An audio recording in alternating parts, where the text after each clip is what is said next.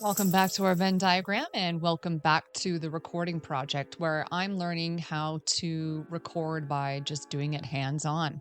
I'm currently in the first phase of this project, which is to actually learn the basics.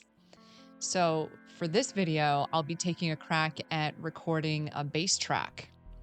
I'll do the same exercise as I did the last time, which is I'll do an amp version and then I'll do a direct in version.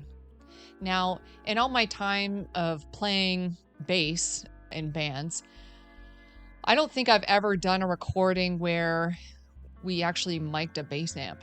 Today I'm going to do both because I want to know.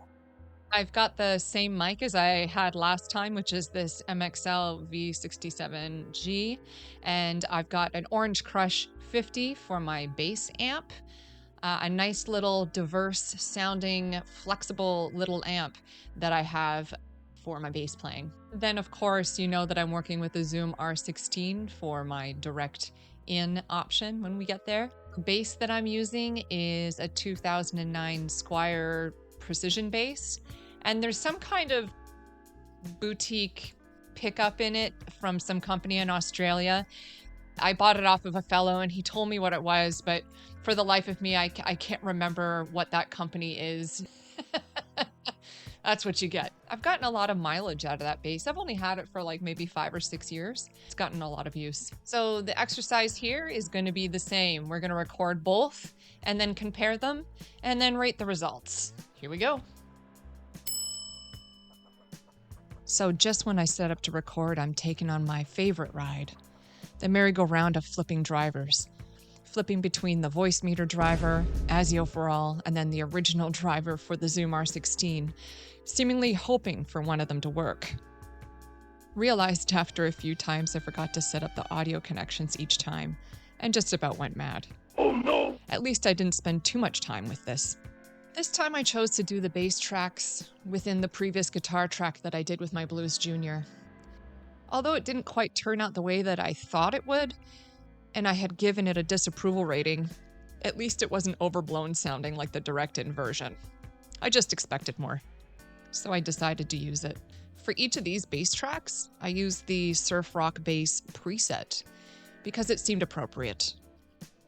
One thing I've noticed about Voice Meter Banana is that it tends to switch sample rates on you, even if you have all your sample rates in continuity with your setup. Especially if you're needing to close and reopen it a bunch of times, reboot your machine for one reason or another. I need to make sure there are checks in place moving forward. I am doing this on a budget of using the stuff I have dollars, which means if it's free and I can make it work, then I'm going to use it. I didn't realize this was actually a problem until I noticed during playback of one of the tracks, there was a click popping noise. And then Cubase prompted me to make a decision on the sample rates. Once I finally got it right and rebooted, I did a test track to compare, and sure enough, no pops. Gotta remember, folks, the setup is a machine, and it needs to be told what to do. So now I just needed to tune up my bass and actually lay down some real tracks. I noticed Cubase had a tuner tool as part of the inserts that you can use, so I gave it a shot. This type of tuner gives me some kind of anxiety, chasing those visual squares with my eyes and fingers. It's like chasing a chicken with my mind, man. But I gotta say, it's pretty useful. One thing that came to mind while recording this video is I should really get coverage for both methods for each take, therefore expanding my possibilities for finding a sound I like. We'll definitely try that in another video. There's always the possibility of a perfect performance. For the editing of these tracks, I did the same as I did with the guitar. We aren't going for perfection, we're going for practice here. I did a couple of takes per method for coverage, and then edited them together. I tried once again looking at some EQ. The preset, I think, had most of it covered. A little tweaking here and there was all I really thought it needed.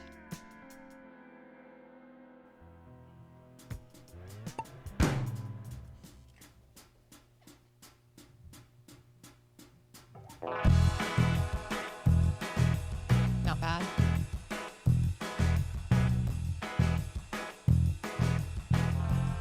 Ooh.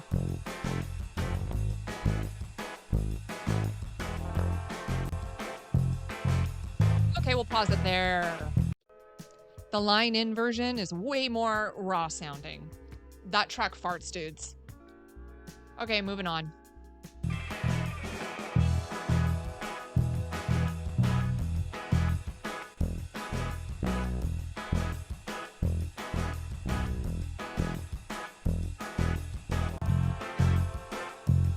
Amp version's nice and round.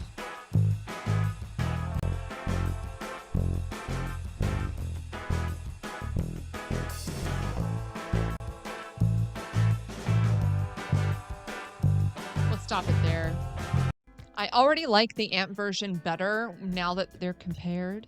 I guess I could have predicted this already because I had control over the sound with the amp before doing the actual recording, whereas the direct in, line in version, I didn't have as much control over the sound before it goes in. Moving on.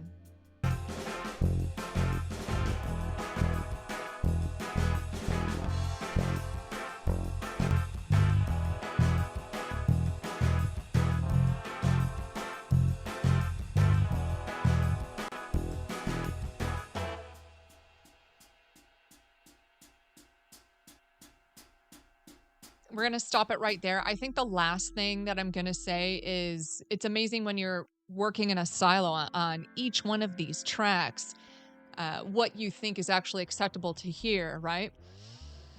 Whereas the amp version is just a little bit too fat, and then the line in version is just a little bit too thin. However, when you're in there and in the moment and actually working on it, both are acceptable. But now that you compare them, or now that I compare them, you can see where each one needs a little TLC. So yeah, I think that's all I really need to hear. We can probably move on to some final thoughts and we can rate the tracks. So today, the person that's going to help us with our stank face rating of the tracks is Keanu Reeves. I know he's the bass player. So let's look at the amp version. I'm going to give it an it's okay because I think it just needs a little bit more massaging, and then I think it would be actually just fine. I would actually approve of it if it just needs a little bit more massaging, which I can do. And then for the direct in version, I think I disapprove of it. It's not like I would use it even for a demo purpose. It needs either a re-record or much more massaging with its sound. More to learn moving forward. So this is what I learned this time. Moving forward, I'm just going to find a way to record both. Therefore, like I said earlier in the video, I can have coverage and much more possibility with regards to how the sound is going to come out for the bass. Be ergonomic with your production time with regards to planning. I mean, that kind of goes without saying. But once you do things hands-on, it really kind of drills it into the brain. Ah, yes. Make sure your sample rates are in continuity across all of your doodads, softwares, and computer whatnots. If they aren't in continuity, you will have problems. And last, but certainly not least, you can change the color scheme in Cubase. Goodbye, millennial gray. Ugh. And there you have it.